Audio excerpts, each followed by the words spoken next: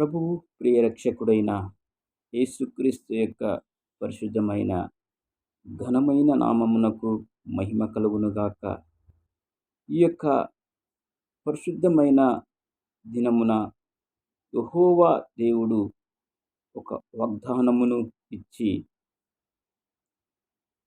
ఈ యొక్క నిర్గమ కాండము 23వ అధ్యాయములో 24వ వాక్యముతో దేవుడు ఈరోజు మాట్లాడాలని మనకు ప్రేరేపించి ఉన్నాడు.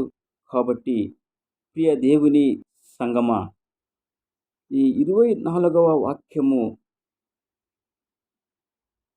ఇలా వ్రాయబడి ఉన్నది: వారి దేవతలకు సాగిలపడకూడదు. ప్రియ దేవుని సంగమా, వారి దేవతలకు సాగిలపడకూడదు. ఎందుకంటే ఒక మనిషి చేసినటువంటి ఈ యొక్క విగ్రహము దానికి జీవము కలదని, దానికి ఒక శక్తి లేదని దేవుడు సెలవిస్తున్నాడు. కాబట్టి ఆ జీవము లేనటువంటి ఆ యొక్క విగ్రహములకు ఏదే ఒక కార్యమును కానీ దానికి మనము సాగిలపడకూడదు. ఎందుకంటే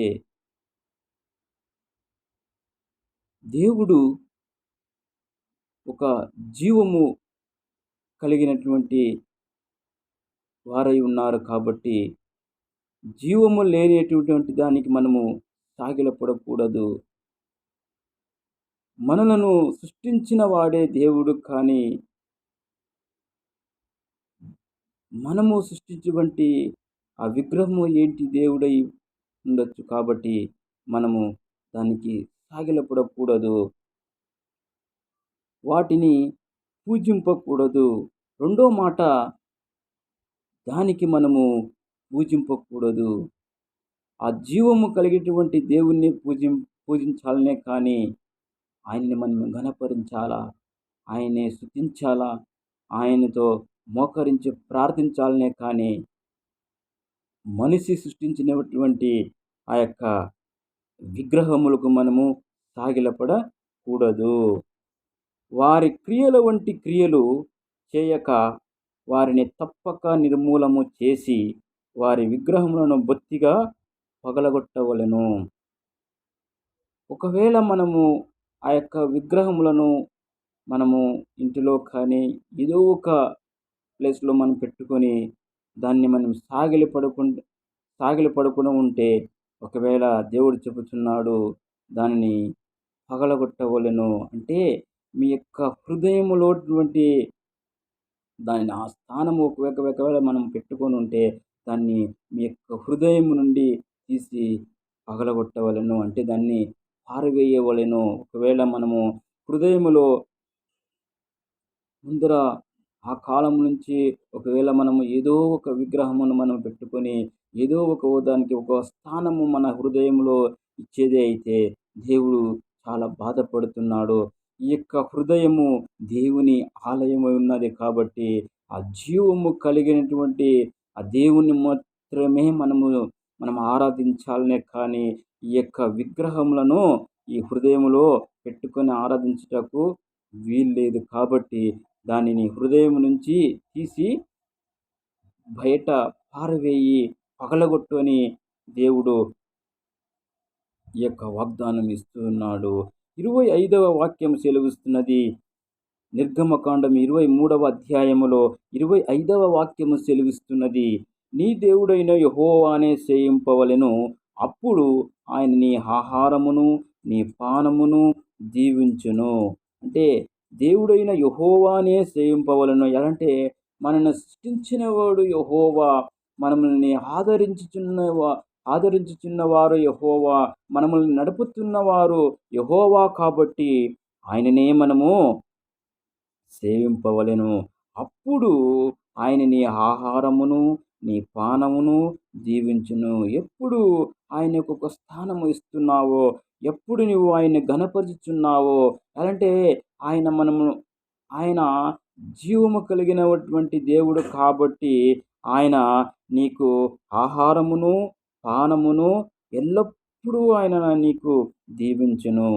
నేను నీ మధ్య నుండి రోగమును కూడా తొలగించెదను. ఎప్పుడు ఆయనకి నువ్వు స్థానం ఇస్తావో, ఎప్పుడు నీవు ఆయనని ఘనపరుస్తావో, అప్పుడు నీ మధ్యలో ఉన్నటువంటి ఒకవేళ రోగము కావచ్చు, వ్యాధి కావచ్చు, ఏదో ఒక బాధ కావచ్చు, ఆ కార్యములన్నిటిని ఆయన నీ నుండి తొలగించును. ఈ దేవుని సంగమా, ఈ యొక్క వాగ్దానమును మనము ఈరోజు చదివేదైతే మనము దేవుడు ఇచ్చినటువంటి వాగ్దానమును మనము తీసుకొని మీ హృదయములో ఉంచుకోండి. ఈ ఒక్కొక్క దినమును ఒక వాగ్దానమును దేవుడు ఇస్తున్నాడు. అది దేవుడు ఇచ్చినట్లయితే అది దేవుడు మనకి ఊరకై లేదు కాబట్టి ఆ యొక్క వాగ్దానమును చదివి దాన్ని ధ్యానించి మనము తెలుసుకోవాలి. ఏలంటే ఇప్పుడున్నటువంటి పరిస్థితులు చూసేదైతే దేవుడు వచ్చేటువంటి ఒక సమయం ఉన్నది. కాబట్టి మీలోగా ఏదైనా ఒక పాపము కానీ, ఏదో ఒక ద్వేషము కానీ, ఇతరుల పైన ఏదో ఒక ద్వేషము కావచ్చు, కోపము కావచ్చు ఉండేదైతే దేవుడు స్పష్టముగా సెలవిస్తున్నాడు. ఆ యొక్క పాపమును మీరు మీ హృదయం నుంచి తీసివేయండి. ఆ యొక్క ద్వేషము ఇతరుల పైన ఉండేటువంటి ద్వేషాన్ని మీ హృదయం నుంచి తీసివేయండి. ఎలాంటే ఇది దేవుని యొక్క ఆలయం ఉన్నది. దేవుడు ఎప్పుడూ మనతో నివసిస్తున్నాడు కాబట్టి దేవుని సంగమా, దేవుడు మనతో ఉండేటువంటి ఆ యొక్క స్థానాన్ని మనము ఇతరులకు కానీ, లేకుంటే చెడ్డ కార్యాలకు కానీ, లేకుంటే దేవునికి విరోధమైన ఒక పాప కార్యములు కానీ ఇచ్చేదైతే దేవుడిలోక చాలా బాధపడుతున్నాడు. దేవుడు మనలోగా చాలా కన్నీరును కార్చిస్తున్నాడు. కాబట్టి దేవుని సంగమా, ఎప్పుడు ఆ జీవము కలిగిన దేవుని మనము ఆరాధిస్తాము. ఎప్పుడు మనము ఆ యొక్క మనముల్ని నడిపేటువంటి దేవుణ్ణే మనము ఆరాధించాలి. యేసుక్రీస్తు యొక్క ఆ యొక్క పరిశుద్ధమైన నామమును మనము ధరించుకొని ఆ యొక్క మన కోసము వచ్చినటువంటి ఆ యొక్క గొర్రెపిల్లను యేసుక్రీస్తు అనేటువంటి ఆ యొక్క నామము మనలోకి ఎల్లప్పుడూ బయట వస్తున్నాడు. దేవుని సంగమా, యేసుక్రీస్తు సకల పాపములను తీర్చి మమ్మల్ని పరిశుద్ధపరుచున్నటువంటి ఈ యొక్క వాగ్దానమును గురించి ఈ యొక్క నిర్గమకాండం 23వ అధ్యాయంలో 24, 25 వాక్యముతో దేవుడు మనతో స్పష్టముగా ఈరోజు మాట్లాడి ఉన్నాడు. దేవుని నామమునకు మహిమ కలుగునుగాక. ప్రభువు ప్రియరక్షకుడైన యేసుక్రీస్తు యొక్క పరిశుద్ధమైన నామమునకు మహిమ కలుగునుగాక.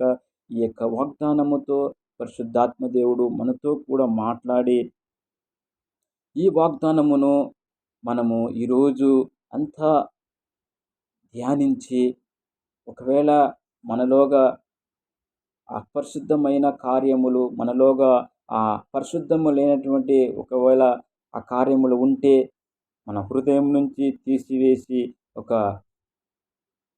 దేవుడు పరిశుద్ధముగా ఉన్నాడు కాబట్టి మనము ఈ యొక్క హృదయమును, ఈ యొక్క శరీరమును, ఈ యొక్క ఆత్మను పరిశుద్ధముగా ఉంచుకొని పరిశుద్ధముగా జీవించాలని నజరేయుడైన యేసయ్య నామములో అడిగి వేడుకొనుచున్నాము నా యొక్క ప్రియమైన తండ్రి. Praise the lord. God bless you. God bless you. God bless you.